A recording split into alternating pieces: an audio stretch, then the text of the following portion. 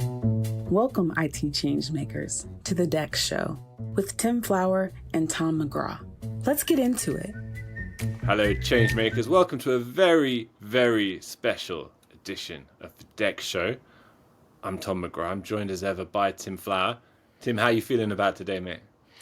Tom, I'm feeling good, but not as good as you, getting ready to go on vacation. Although I hate the 4 a.m. Departure, but I don't envy you 4 a.m. with 3 children in tow.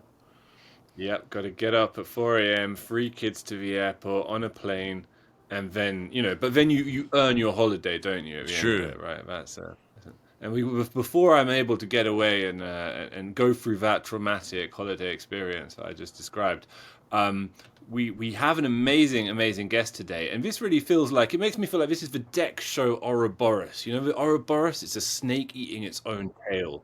Because I think back in September of 2020, we launched this show. Our first ever guest was senior analyst at Forrester, the well-known Andrew Hewitt. And that episode has since been streamed around 3,000 times. The DEX Show has been streamed in total around 40,000 times. And we've recorded, something like pushing 40 episodes, Tim. And we are welcoming him back today. Andrew Hewitt, welcome back to the place it all started at for us, if not yourself. Oh, it's so good to be back, and thanks for having me here again. It's such a pleasure to talk with the team and be on the show again. I'm happy I get to show up again for the second time here. It's quite an honor. We had such a great time with you the first time around, and we learned about your rock climbing and your Dick Dale guitar stylings. We even closed out the show with a little of that music.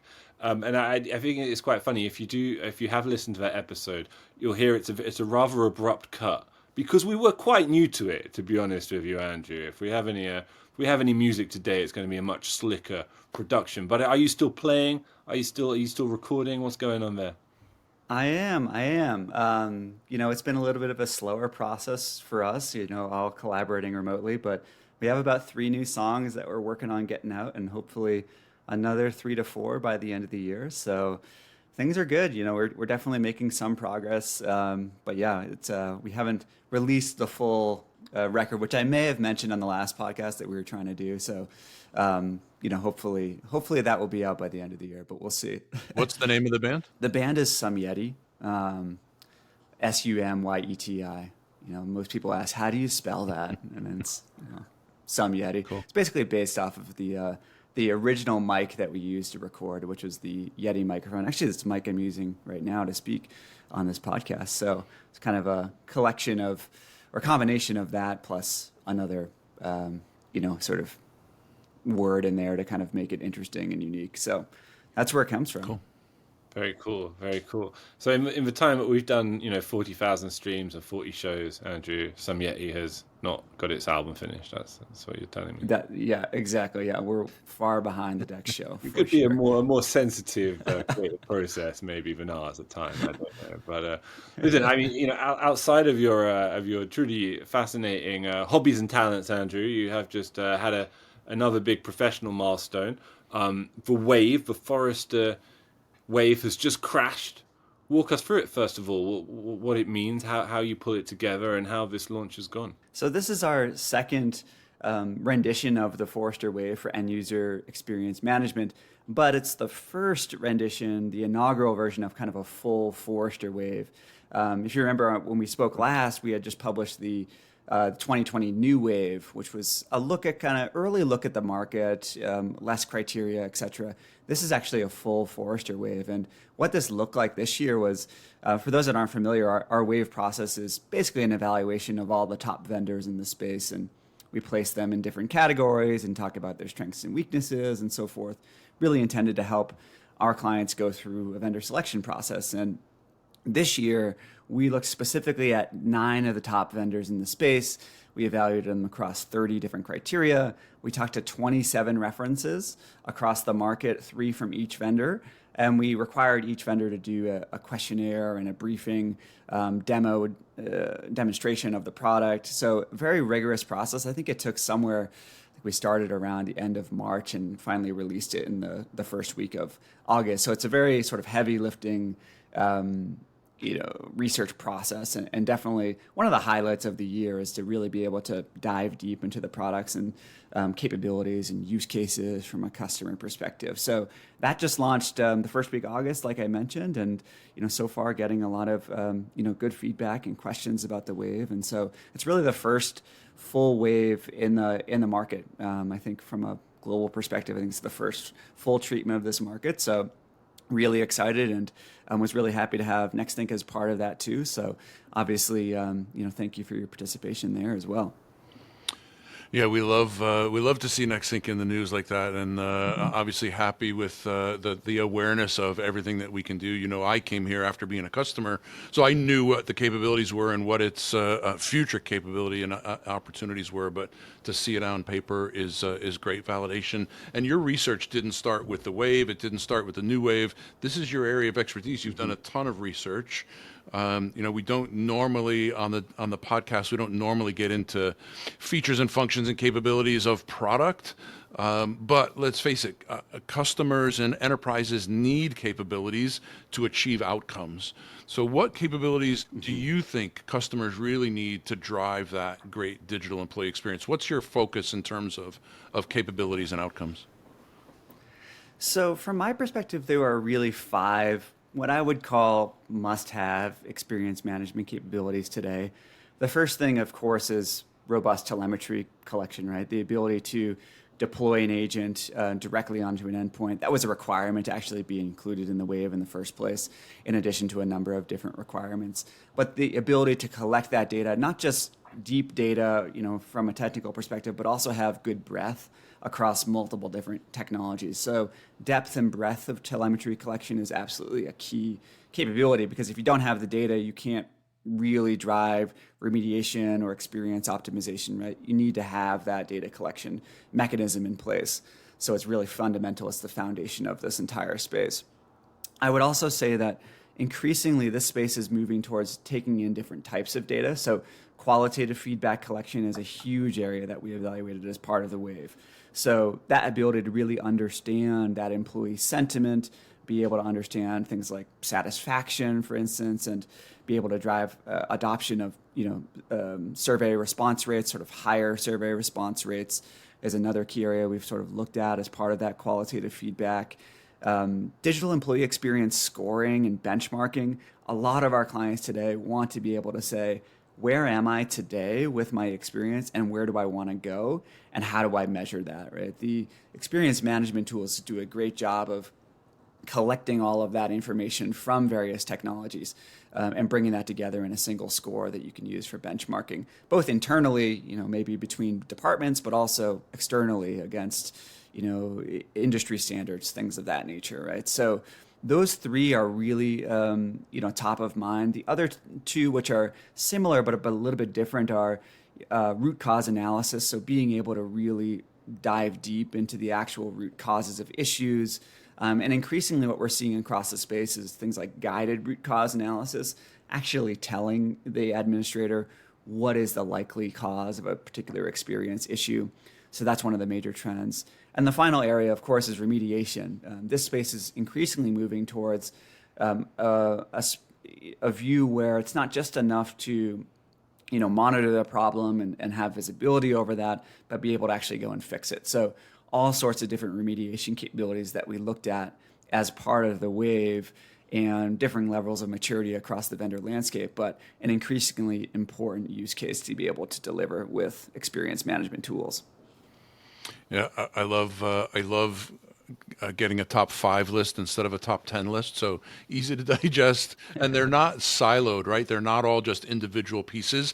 They overlap. For instance, the automation piece with root cause and problem detection. I'm a huge advocate for remediating things in test before you go to production. Solve the problem, find it, and even create that automation to solve it in a smaller environment, and stop breaking the environment. It's great to be able to automate solutions and fix things, but it's an indication that if you're doing a lot of fixing, you're also doing a lot of breaking. So you got to find the overlap between those and really make your enterprise sing. It's interesting in the report you really highlight the need for visibility over the entire employee experience and the criticality of that visibility. And NextThink placed as a leader this year, and your Wave report wrote, "NextThink delivers." I love the quote, so I got to do a little NextThink hype on the NextThink podcast. NextThink delivers a deep, holistic, and consumable approach to experience management. Tell us what you mean by holistic experience management and why it's important for customers. Sure. So I think traditionally when we think about DEX and the market talks about DEX, we often think about it as like a specific tool, like I have a DEX tool or a strategy, I have a DEX strategy, right? And those things are really important, but the way that we've defined DEX at Forrester is that it's the sum of perceptions that employees have working with your technology, whether that's productivity tools or it's employee-facing HR or it's service desk interactions, right? The sum of all those perceptions influences whether that DEX is good or bad. And so from my perspective, if you really want to improve digital employee experience, you need to have visibility over as many elements of technology that you can. It can't just be only focused on devices or only focused on apps. All of these things are interrelated. So when I talk about holistic experience management, it's insight into devices, applications, networks, authentication mechanisms, virtual desktops, service desk interactions, employee sentiment, right? You're trying to get a sense of all of those technologies that impact that overall perception. And so that's also why I say it's important to have not just the depth in the telemetry collection, but the breadth to be able to look holistically across the entire environment. Because I think that gets you closer to actually saying we know what the overall digital employee experience is, rather than kind of focusing on a specific area. So that's what I mean by a holistic. And you also called out that qualitative feedback and insights are critical to EUEM, of course, and NextThink actually received the highest possible scores for qualitative feedback collection. How has that feedback evolved over the last couple of years, Andrew, and what makes for a really good qualitative feedback capability in your view? It's a great question, and it's evolved so much. I think in the early days, it was very much kind of a push notification directly to a device that wasn't super configurable. It was, satisfaction on a scale of like 1 to 5 and so forth. And that's a common capability across the space today. When you look at the advanced capabilities today, what I see out there are two major things. One is the ability to run random sampling across your organization. So almost like it's like more of a double-blind type of study where you're looking at random sampling of different departments and so forth. So you're not oversampling different employee groups and actually giving them survey fatigue. There's a lot more thought process that goes into the advanced capabilities in terms of being able to optimize the survey response rates. Even things like heuristics on the device, not interrupting people. Like, let's say, I'm giving a podcast, conversation right now, and I get a notification for feedback, right? Heuristics would say, don't send that survey during that time, right? So from an advanced kind of survey response rate perspective, we're seeing the market and the leading capabilities really focused on making sure that you can collect as much feedback as possible. And I've seen the results of this with many customers as well, as in terms of really increasing that survey response rate from like 5 to 10%, sometimes up to 80% on average for different surveys that they're sending out. So that's becoming a lot more sophisticated. I would also say that there is an element of what I call in the report the criteria of campaign management, and how that's different from just, say, an ad hoc survey. Is a campaign you are setting up in advance. You're building a strategy to say, we really need to get more insight on our migration to the newest operating system and how that's going, right? And so I might run a campaign for a quarter or 2 quarters that would leverage random sampling across my environment to understand what that adoption of that new operating system looks like and what satisfaction looks like. And so there's a lot of configurability that can go into the campaign management capabilities that enable you to be a lot more structured in terms of how you collect that employee feedback. I think organizations that kind of take an approach of just, we're only going to survey you if something goes bad, or we're only going to survey you if you have these certain triggers, like those are very common across the space. What's really differentiating is to be able to you basically set up a qualitative research, part of your DEX organization where you can actually go and run that over a long period of time. And so that to me is what differentiates kind of the top capabilities for qualitative feedback versus what I would consider commodity or baseline capabilities. Absolutely. And of course, like any good EUEM tool, it's not just about the technology, but also the softer software elements, if you will, like support and a solid business relationship. We're, again, very, very proud to have received the highest possible scores in supporting products and services. Can you talk a little bit about what makes or breaks a good support model in the context of the EUEM market, assuming it has characteristics which are unique to that market and not just universal, right? Mm-hmm. Yeah, absolutely. So that is the first major thing, right? Is an experience focus from the support model. What I'm finding in this space in particular is that there's a lot of vendors that are coming into this space from tangential areas that haven't been specifically focused on experience. Maybe they're focused on things like endpoint management or network monitoring or whatever. They just come from a different heritage, not really thinking about experience as a key product until more recently. And so you start to see that kind of movement showing within the support models as well. You might not have someone that's in the support model that understands how to implement this tool to maximize experience, doesn't really understand how to set up like a DEX scoring capability, right? And so the technical knowledge and ability to actually think about experience from a support perspective is the major thing that separates, kind of the top capabilities or top support models in this space from others, right? It's that experience focus. You'll also see a lot of other kind of what I call in the reports supporting services or supporting products that enable someone to get moving quickly from an experience perspective. So it's not just the technical support, I'm calling in and I have issues with deploying an experience management tool, but are there things like starter packs? Are there forums that I can go and learn about how to use these tools? Are there conferences and different communities and things that I can go and leverage and get to know peers and understand how they're deploying the tools, right? The most advanced vendors in the space that are thinking about that support model from the most advanced perspective are not just focusing on the support, but are also delivering all of these other templates and use cases and just different tools that customers can use to rapidly speed their adoption and get up to speed on experience. And so that's what that experience focus means. It means the people on the ground understand the experience use cases, and there's additional products and services that enable people to move quickly towards their goal of improving digital employee experience. Perfect. Well, let's begrudgingly move on from the wave where NextThink featured so prominently and brilliantly. We were so delighted with that report, Andrew. Thanks for breaking it down for us there. And let's look at some of the areas where we're seeing the EUEM space really start to mature. Starting with ITSM. Obviously, these started out as quite distinct realms. Increasingly, we find our customers are telling us they're really enhancing and influencing each other more and more on the actual sort of in the actual office space, right? I mean, tell us about that. This is a huge movement in the space in general. And what I'm seeing a lot of our clients say is, I want to host my experience management capability directly within my ITSM or enterprise service management, ESM capability, however you want to use, what acronym you want to use.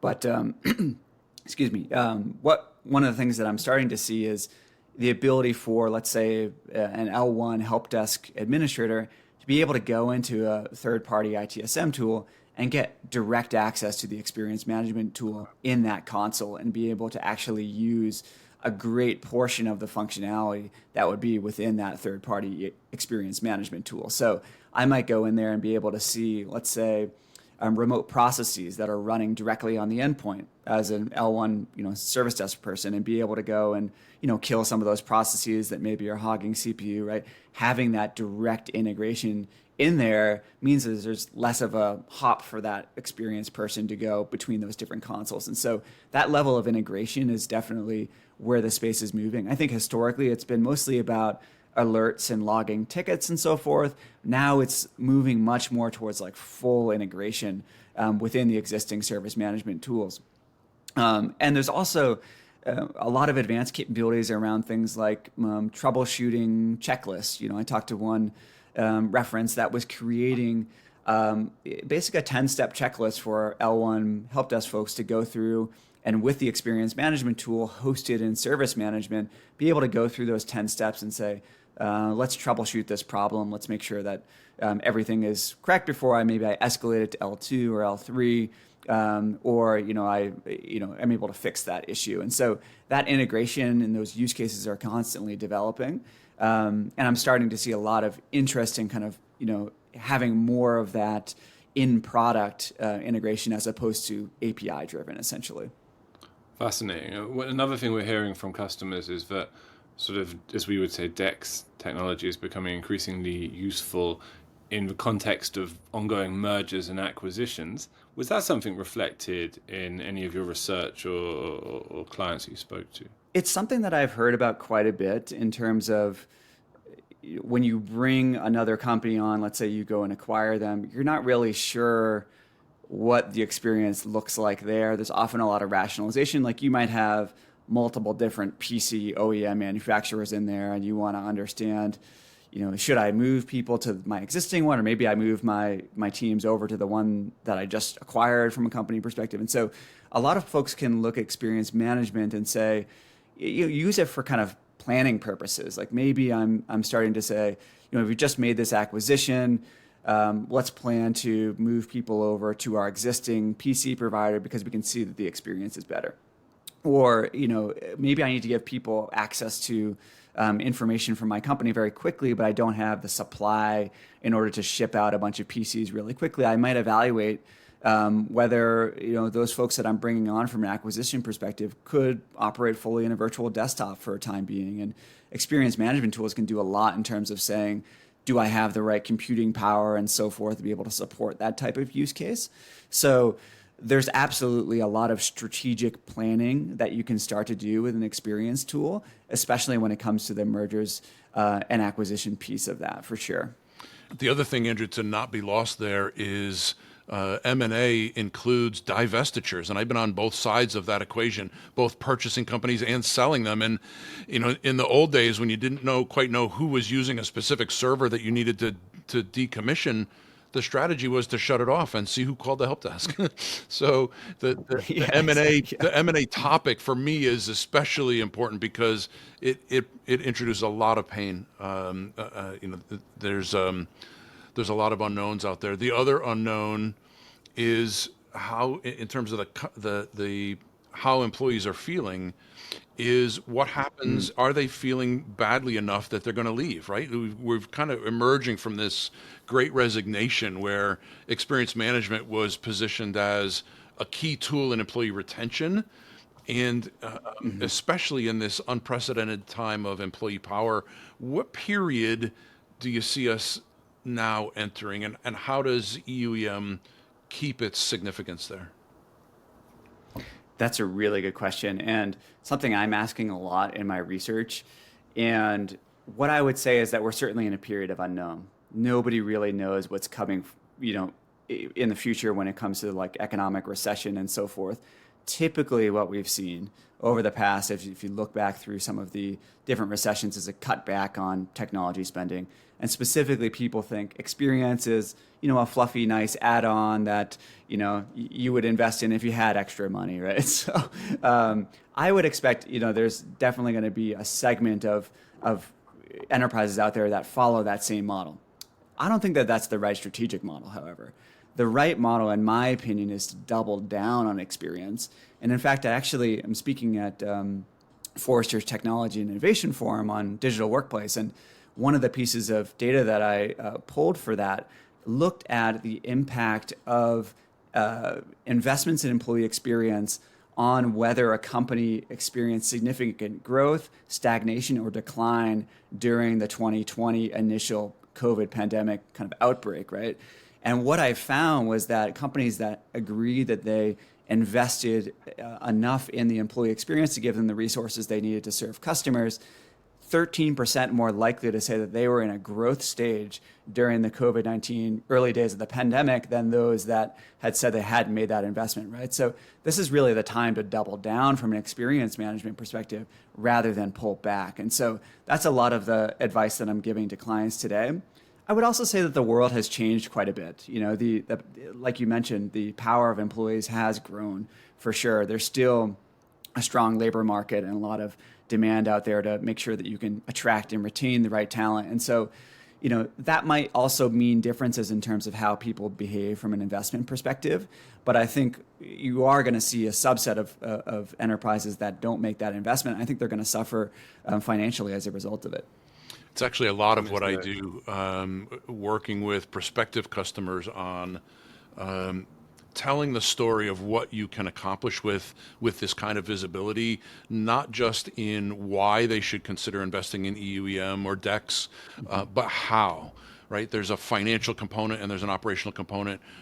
What's your main advice for IT teams? We've covered a lot of different topics here, but what's your main advice about why they should consider this and how do they go about planning that first step? So I would say there is a really strong cost component and an ROI piece that these experience tools can drive. Oftentimes we think about experience as something very intangible and accrues over a long period of time. And so people can get a little bit scared away from experience because of that. Because they feel like, oh, I can't really prove that out over the long term. You don't really need to prove that out. I think it's an area that people well understood as, you know, experience is related to retention, right? But you do need to prove out the near-term TCO, ROI that you can drive with the tools. And I've seen a lot of different areas where you can start to do that. Things like, proactive asset management, being able to extend the refresh.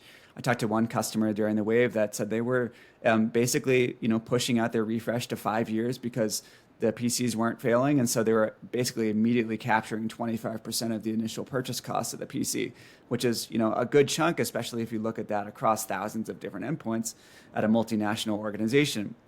I also found another customer too that found that they were able to save, I think it was somewhere around $200,000 just in staff resourcing by going out and finding a vulnerability. In this case, it was Log4j, and be able to remediate that and have that visibility across all their endpoints, able to save so much money from a staffing perspective, right? So there are big areas of TCO that you can start to drive with these tools, but you need to sort of think about them upfront and really start crunching some of the numbers. Even things like reducing boot up time. I talked to another customer that had reduced boot up time from an average of, I think, 6 minutes down to 18 seconds with these tools by just optimizing the endpoint, right? So you're saving from an employee productivity perspective. So my advice is, yes, build out a little bit of a model for the intangible employee experience benefit longer term. There definitely is a piece there, but there's a lot that you can build from an upfront, what I basically call cleaning house, getting the environment in shape and ready to go. That proves out the ROI, quite a bit in the early days of a deployment.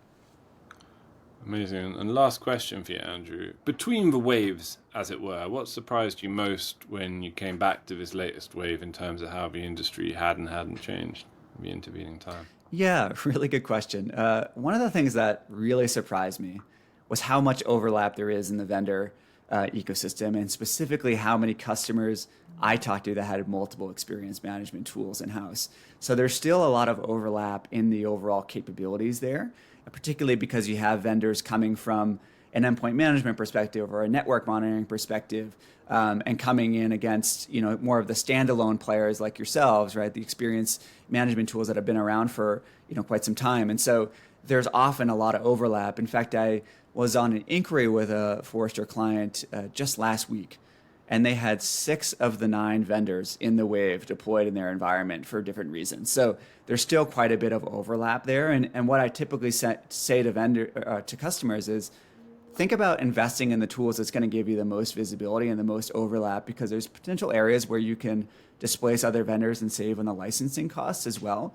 So that was definitely one of the biggest surprises. The other major area that I think is really interesting is the expansion of experience management into the broader employee experience ecosystem. Things like integration with Qualtrics or Workday, and starting to build XLAs, experience level agreements, which I'm sure you've featured on the show before with various guests.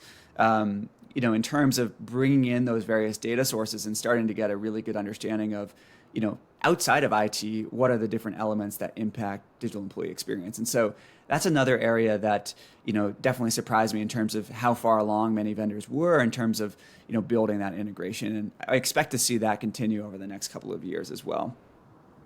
Fantastic, Andrew. And maybe once that time has elapsed, we can have you on to record our third legendary session.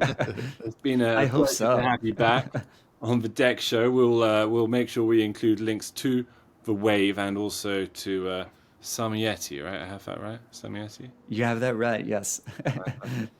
Andrew, great to see you, man. Great to see you as well, and thanks for having me on. Thanks, Andrew. To make sure that you never miss an episode, subscribe to the show in Apple Podcasts, Spotify, or your favorite podcast player. And if you're listening on Apple Podcasts, make sure to leave a rating of the show. Just tap the number of stars you think the podcast deserves. If you'd like to learn more about how NextThink can help you improve your digital employee experience, head over to nextthink.com. Thank you so much for listening. Until next time.